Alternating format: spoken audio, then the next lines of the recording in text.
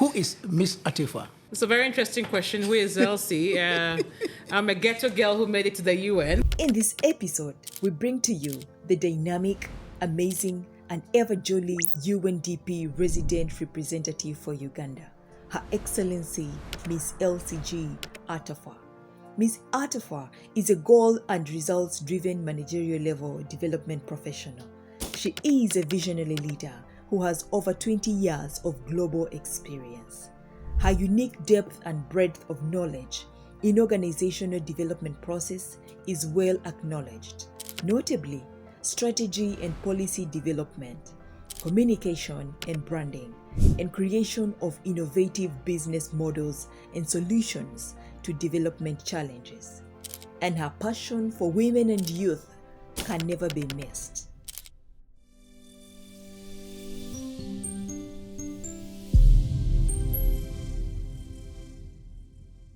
This is Religion and Enterprise Television, and we welcome you to today's episode.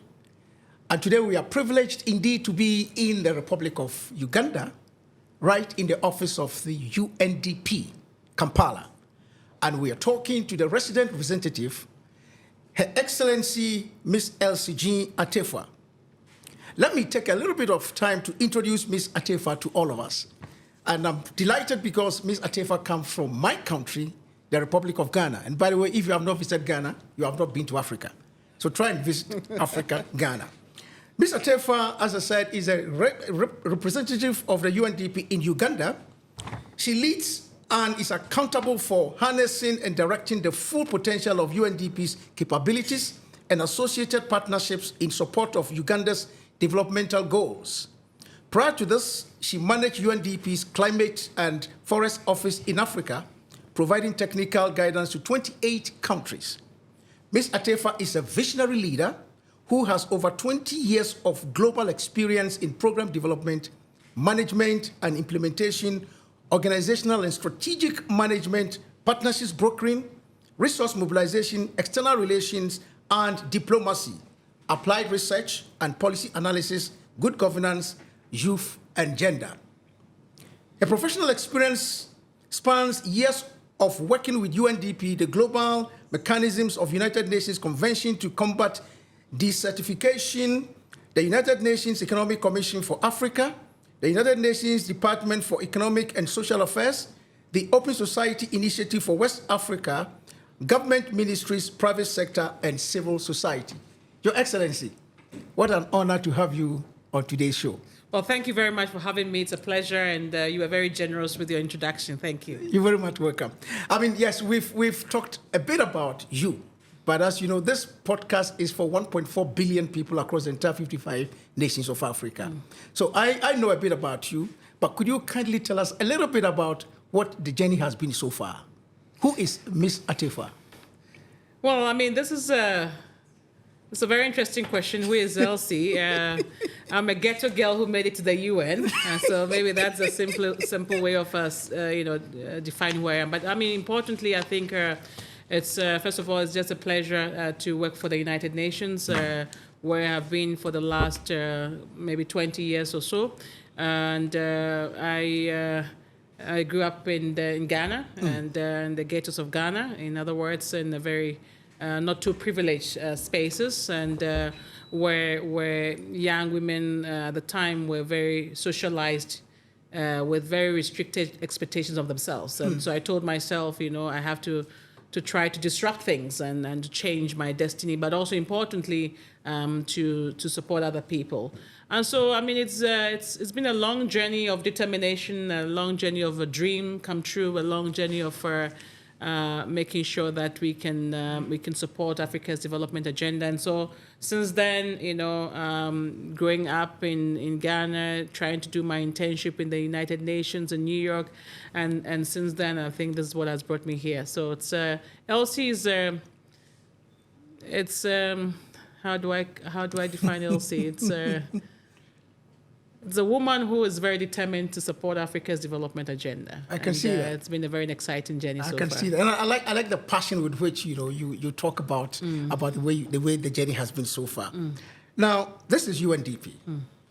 For the average African, sometimes people think that UNDP is just about, doing one or two things. Could you tell us a little bit about what is the relationship between United Nations Development Program and the member states of Africa, in other words, the African Union Commission? Well, first of all, I think we need to situate UNDP within the broader United Nations conversation, and we know why the United Nations was established. I'll not go too much into the history, but basically United Nations is there to promote and support the peace and security of nations, but also the development of nations. And UNDP is part of that larger United Nations family, and we are the largest development agency in the United Nations family. Our mandate is to support the development of countries, to address issues of inequality, climate injustices, but also, ultimately to support the uplifting of people in the countries that we support. We are in 170 countries and territories across the world. And obviously, in a given country, we are there to, not for ourselves, we are there to support the agenda of the country. Right. And so in terms of the relationship between us and the member countries and the African Union, obviously, we are there supporting here in the case of Uganda, but we are in these 170 countries that I talked about. And ours is really to support that development agenda of countries. Interesting. So which means that there's a close collaboration between what UNDP does and what the government agenda for the nation is. Yeah, you cannot separate them, Doctor. You cannot separate them because we are not there because of us. Okay. The member states have created United Nations Development Program to support their development agenda. Right. And so we are here at the invitation of the government of Uganda, and by extension at the invitation of the member states of the countries we serve. And so when we come in the case of Uganda, for example, we have to look what is the Vision 2040 or the vision of the country. Right. In the case of Uganda, you have the Vision 2040. You also have the National Development Plans that sets out the vision of where Uganda wants to be, and therefore how then can we support Uganda. So and every country context differs. All right. So what we will do here in Uganda may be different from what we're going to do in Nigeria or Ghana or Lesotho or other spaces. But ultimately, everything is geared towards how can we support the development agenda of that country. Interesting. Now, you would agree with me that the last decade, we've seen quite a tremendous changes across the globe. Now, from the standpoint of UNDP, what do you make out of that? And what does that imply for the continent in Africa, especially, countries that are struggling post-pandemic? Well, first of all, I think we need to, in the last 10 years, we've had very important milestones. Absolutely. In the last 10 years, member countries, approved and the Sustainable Development Goals, the 2030 Agenda. Uganda was at the heart of this, and in fact was the president of the General Assembly at the time that, we said, yes, all of us, let's go for the Sustainable Development Goals. Right. And so that's a great milestone. I think it rallied 193 countries on 17 goals that we wanted to pursue collectively. From poverty eradication to climate actions to partnerships to gender equality, I think that sets a very important background and foundation for us to build on the Millennium Development Goals at the time. So I think the last 10 years has been very exciting. I'll come back to the pandemic question, but also we have seen great progress. At midterm of the Sustainable Development Goals, our Secretary General, Antonio Guterres, launched a special report, which is very important because the report shows the progress we've made, but quite frankly, it also shows that it's very mixed. Only 12% of the Sustainable Development Goals, and let me use the abbreviation SDGs, moving forward, are on track. 30% of them have stalled or have not made much movement on that, and about 50% are retrogressing, which shows the stack picture of where we are today. And so that comes against the background also for what has happened in the last 10 years. In the last 10 years, we've had COVID hit, and many developing countries have been particularly hit. And also that has meant that we've seen other crises, increase in fuel. We've seen the climate crisis. We've seen the war in Ukraine and many, many more.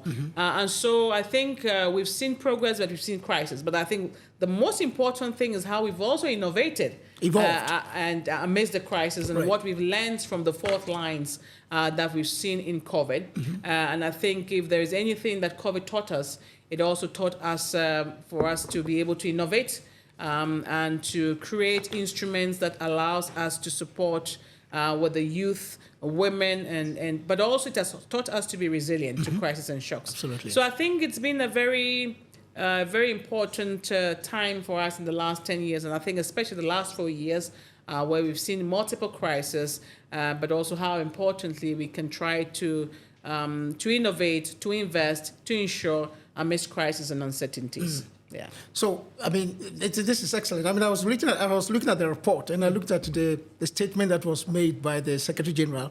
He said, unless we act now, the 2030 agenda will become an epitaph for a world that might never have been, which is very, very important. Now, so the question I'm asking is for Africa, from where you sit, what are the practical implications? Well, I mean, look. I mean, you're talking about climate change and all of that. What does it really mean for the average Ugandan, the average African guy or lady on the street? Well, I mean, the two dimensions to it. First of all, in terms of the Sustainable Development Goals, where we are today, what does it mean? Right. It means for us, not only the average person on the ground, it means for us as leaders, whether it's government leaders, whether it's the private sector, whether it's the civil society, it calls for strong leadership for us to be able to make sure that we can help people get out of poverty. Right. We have seen that many people, even up to now, we have 600 million people who do not have electricity. Absolutely. So how do we then get to do some of these things? So I think what we're getting from what are the implications that we need to reset.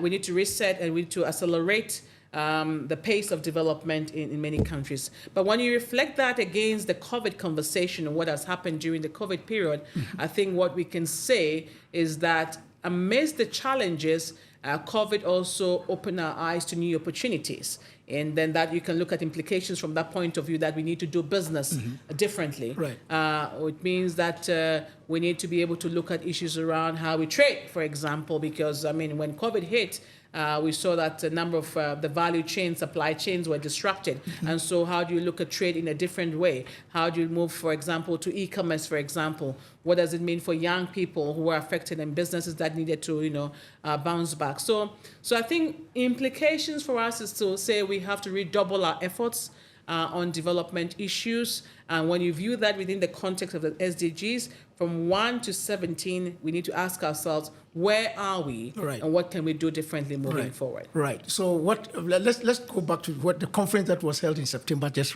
recently, following the report. What were some of the critical outcomes? Well, I mean, look, the September meeting was quite an important one because several things were discussed during the General Assembly, and I had a humbling opportunity to be there and to accompany the Ugandan delegation, of course, and also to support a number of things that were happening. But first of all, there were conversations around, look, we need to move forward as a global team, and we need to expedite our efforts. And I think that countries like Uganda came out with commitment and had commitment papers in terms of how they intend to accelerate the SDGs moving forward. And so in terms of practical outcomes, those commitments were made. And of course, governments and states somehow will be held accountable for the commitments they made. So I think that was a big one because it brought everybody together to push forward in terms of the agenda. But also there were several other discussions that happened, including the issues around financing. Right. How are we going to finance the development? What are some of the things that needs to happen? And so there's a whole conversation around development financing. We had the opportunity, particularly within the context of the Ugandan delegation, to discuss what options are available for the country in terms of alternative financing sources, mechanisms and instruments were discussed. But also there were conversations around the intersection between disaster, risk, health, and development. Right. And so I think what came out of it is the global momentum to move the SDGs forward. What came out was a recommitment of countries to expedite some of these things.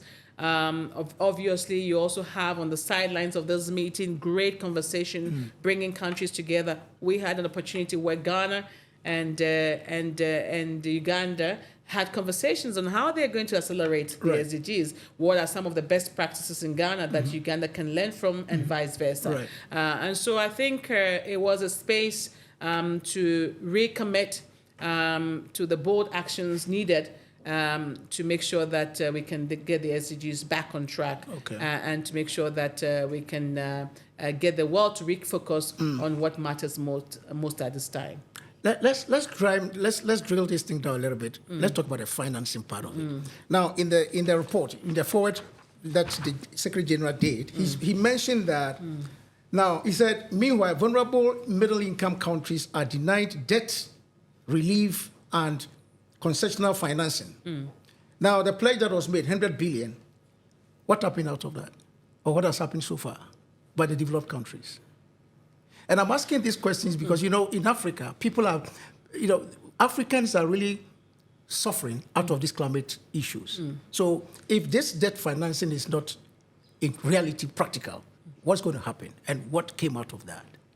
Well, I mean, look, these are some of the political conversations that have been going on for some time, that the commitment for 100 billion per year to developing countries have not really happened in terms of the commitment to climate actions and support to some of these projects. It hasn't happened. Right. I think the conversation, a few days from today, countries will meet the COP28, the Conference of Parties of the United Nations Framework Convention on Climate Change, will meet in Dubai to discuss this thing. So I think that conversation is still ongoing, and it will continue to go on.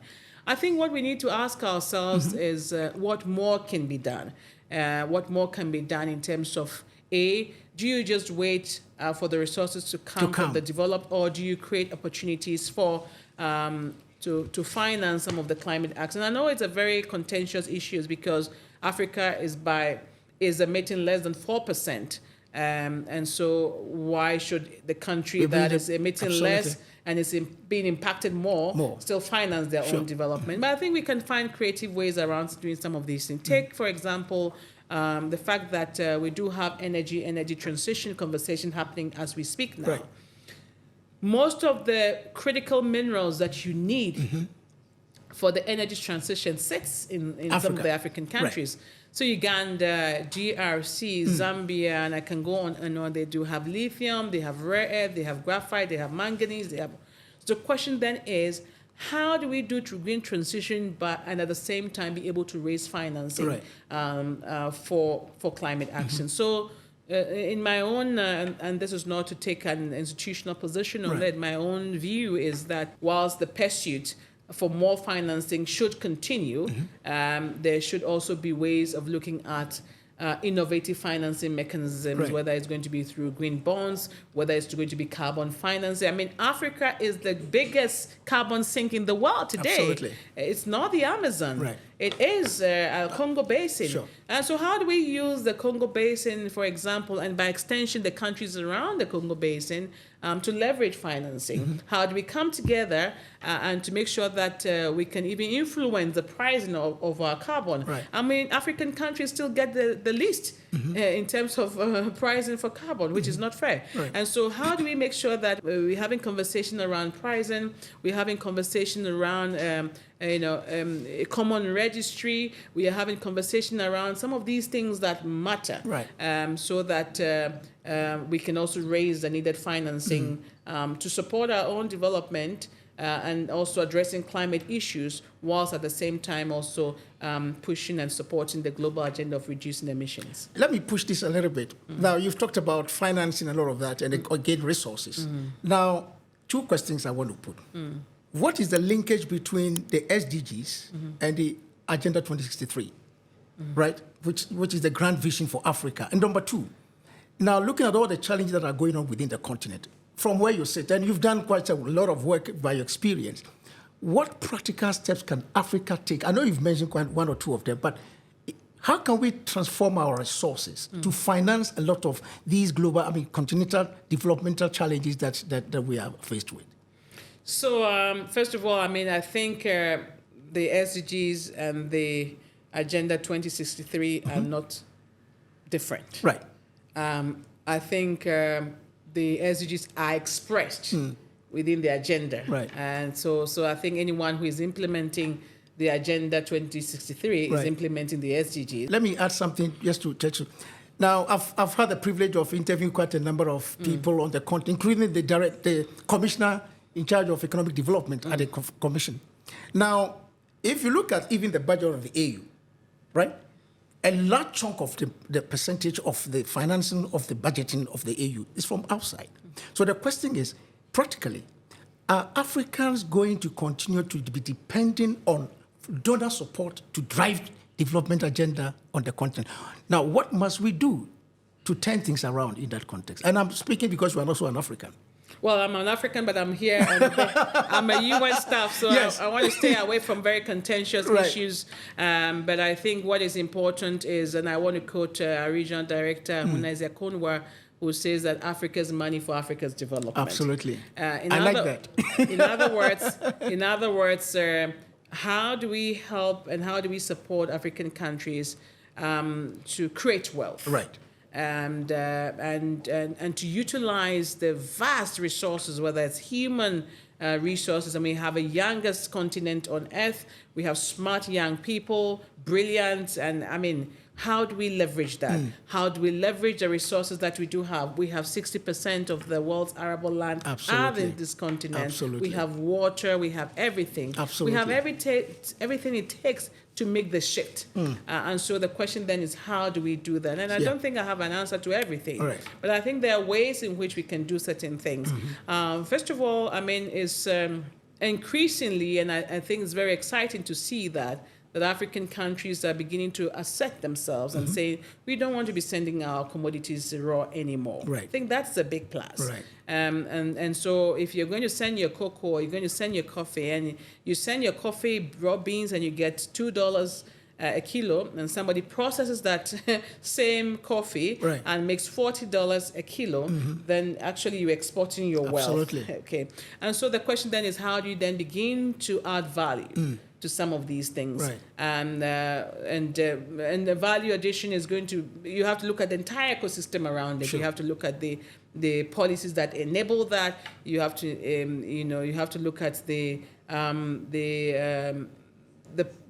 not only the policies but also the human resources, whether they're equipped to be able to add those values. You have to look at issues around branding and packaging. There's a whole thing that you have to look at. So I think that is a good starting point. Number two is, we have I think if COVID did anything, COVID opened our eyes to the great things that our young people can do.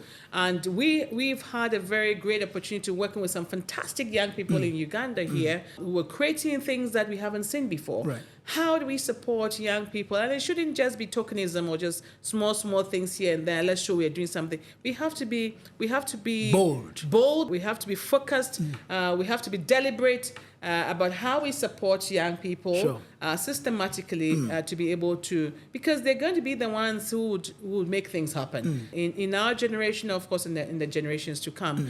So how are we going to support them? And so those are some of the issues. We have to address issues around governance. Right. We have resource hemorrhage that's happening, deal with issues of corruption and stuff like that. But also where we do have resources, sometimes it's not needing more money. Sometimes how do we utilize the existing money more effectively and making sure that it can reach the last mile. So I think there's something quite exciting happening in the continent now. Today you cannot talk about music in the world without talking about African music, Afrobeats and other things. And how do we utilize our creative industry much more strategically? We do have the Nollywood, we have a number of things that are happening.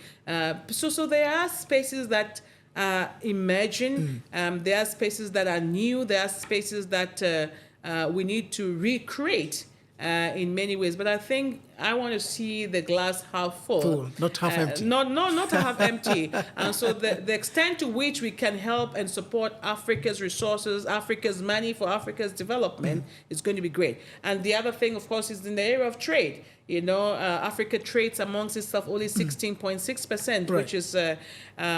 which is unfortunate in many ways. So how can you progress if you're not trading amongst yourselves? And yet still other spaces and other continents are trading amongst themselves, perhaps 50% plus more. Right. So I think with this 1.4 billion population that we do have, we must begin to look at, for example, the Africa Continental Free Trade Area, and to see how best we make sure that it really happens. And we are very excited here in UNDP Uganda because we're doing quite some interesting things. I'm coming there. Yeah. I'm coming to that area. I mean, I don't want you to just. Let's look at the continental. I was going to ask a question, but since you said you want to remain UNDP staff, I wouldn't, No. I mean, I can speak also as an African. I'm not saying that, but I'm not going to comment on the budget of the AU, for example. no, that's what I'm staying away from. So let's look at the Africa Continental Free Trade Area. What are some of the things that UNDP Uganda, for example, is doing to empower young people? You mentioned the creative arts, women. Now, largely, most African countries have the SMEs in the informal sector, which are driven by young women and young people.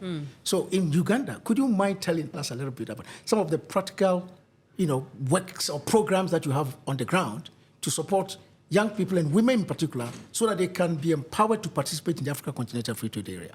No, we are very excited about the AFCFTA, and let me use the acronym AFCFTA moving forward, right?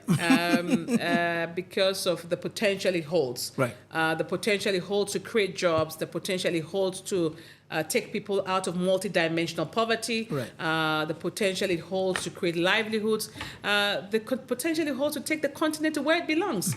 And so our regional director has been spearheading a movement really within UNDP to make sure that we advance the implementation of the AFCFTA. And of course, at the regional level, there is an agreement already with AFCFTA Secretariat. Right. To support a number of initiatives, including the protocol on women, which we have been supporting. But let me just come back more specifically to the case of Uganda, right. because I think when the Secretary General of AFCFTA came here, he actually told us that I think you are the big mover country, or perhaps one of the first mover countries who is doing substantive work within UNDP. Congratulations. Thank you. A couple of things. First of all, I think one is to have an enabling framework to allow that. What are we doing? Is first of all, we have been supporting government with the AFCFTA implementation strategy. Which is important because you need to know what you're going to be trading on. And we do have also supported the National Industrial Policy and Strategy. We've also supported, a digitalization roadmap, which was launched by Her Excellency the Vice President. So that those policies are there to support AFCFTA or trade implementation in Africa. So that's the first sort of big picture framework that we have been supporting. So that's one. Okay. But number two, to make SMEs and small businesses knowledgeable about the AFCFTA in the first place, because knowledge is power. Absolutely. If you don't know that, we went to Ghana and we said we wanted Ugandan African coffee, and our beautiful sister said, "Oh, we don't do African coffee." I'm sure she had no clue that the coffee probably was coming from Uganda, or Rwanda or Ethiopia or some other space. And so to get them to understand what this means, and also to get them export ready. And so we've been working a lot with membership, business membership organization, the Private Sector Foundation of Uganda, the Uganda Chambers of Commerce, the Federation of Small and Medium-Scale Enterprises, the Uganda Manufacturers Association. So we are working through this membership organization to get their members export ready. So that's one big thing. But I think it's not only enough to say let them be export ready, but also we have been doing trade facilitation, actually making sure that we support young people and women to some of these destinations. So Right. we've supported them to DRC, we supported to South Sudan, we supported to South Africa, Rwanda, and others. Okay, so what does it mean? We have already seen that some of, because of this sort of exposure and linking them to trade missions, especially those also accompanying very senior government officials, is yielding some very good results. Wow. And in the case of South Africa, for example, I think that based on the support in partnership with others, I mean, there's already around $30 million investment that is coming in here. We know in the case of DRC, there was about 8.3 million in that mission that they went. But look, Doctor, the sky is the limit. You know, for 80 or 100 million population DRC, they're still importing some of the basic things that they can find next door. And so this is great for us. So those are some of the practical things that we are doing. But one of the things it's been quite important for us as well is again, like I said, partnering across board. And we're quite happy with the recent things we did. We launched a partnership with Uganda Airlines, which everybody's talking about. And when it had its first flight to Lagos, we supported 40 women there. We said, go to Lagos with fire in your belly and go and explore opportunities there. But also in return, we have women also from Nigeria who will be coming. And the idea is to connect them, market woman to market woman, and making sure that, you know, as we talk about trade, is not something that is theoretical. That's something that is very practical. So that has been part of the things that we've been doing. We're very excited about it. But also two quick things, because I can go on this for another hour, is to engage also in discourses or conversation that advances that. And we are very excited because we are working with the Ministry of Foreign Affairs as well on commercial diplomacy. Right. Because in all these countries, you'd have the ambassadors there, you have the commercial attaches there. How do we work with them and support them practically? And so we are very happy that we're working with the Foreign Ministry, who are working with the various ambassadors and ensuring that the information gets there and the opportunities are explored as much as possible, but also that through the joint monitoring commissions between Uganda and other countries. So for example, Uganda has one with Kenya, one with Mozambique, one with South Africa, one with DRC. We have been also supporting so they can start having those conversations around the table to say, okay, what are the opportunities? What are the challenges? What do we do? And we're very excited. And then I think finally, we're also working with the Presidential Advisory Committee on Exports and to look at a trade financing facility. Because for you to be able to land the big deals as well, something needs to enable that. And so we have been exploring with them what kind of insurance schemes, guarantee schemes, and that can be put in place. And hopefully the vision is for PASAID is to be able to bring in about 6 billion investments by 2025. That's big. And so we brought our top economists, we brought our policy experts, we brought all this to work with them to think through what would a facility like this look like. So all in all, I think it's really exciting. And I recall, since both of us are Ghanaians, I recall last 2 years we sent a group of Ugandans to Ghana, and it's quite interesting that some of these guys are already trading amongst themselves. So I think what will be important is to address some of the bigger continental issues around connectivity, around logistics, around I know a number of them around payment systems. I know the Afrexim Bank and others have been working on some of these things, plus other partners. But I think it is the way to go. And if we will channel our energies around entry points such as trade and make sure that we can get the AFCFTA off the ground. I know a number of countries have subscribed to the Guided Trade Initiative, which is also to help the early movers, and Uganda is also getting too close to that. So really exciting times, and I can only say we need to do more. And so in some, we have been looking at the policy dimension, including the branding and packaging strategy, which is very important because you want to sell your plantain or chips or something, and if it's not packaged well, nobody will look at it twice. So we have been looking at that. We've been looking at the connecting the SMEs to trade missions, making them export ready.